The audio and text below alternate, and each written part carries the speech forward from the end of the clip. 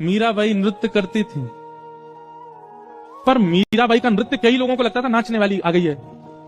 कई लोग इस बात से नाराज भी रहते थे, ये नाचती हैं जहां जाए, जहां पहुंच जाए वहीं नाचती, पर जहां जाए वहीं नाचती नहीं थी मीराबाई।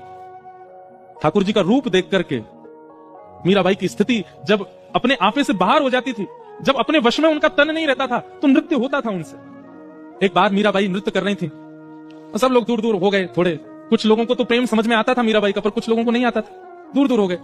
ये देखो जहां चाहती मैं नाचने लग जाती, ऐसा बोलने लगे लोग।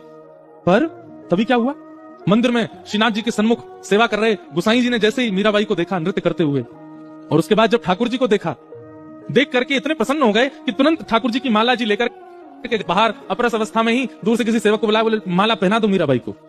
ठाकुर जी की गले की माला उतार के पहना दी मीराबाई को। अब ये दृश्य देख करके वहां खड़े लोग सब सोचने लगे, इतने बड़े बड़े महर्षि आते हैं, इतने बड़े बड़े जापक आते हैं, इतने बड़े बड़े भक्त आते हैं, उनको तो माला पहनाते नहीं, वो नाचने वाली आ गई, उसको देखो कैसे माला पहना दिया। गुसाई जी बोले, बहुत ध्यान से सुनना, गुसाई जी क्या कहते हैं? गुसाई जी कह रहे हैं तुमको नृत्य दिखाई दे रहा था, पर मैंने उस समय जो अनुभव किया वो मैं बताऊं।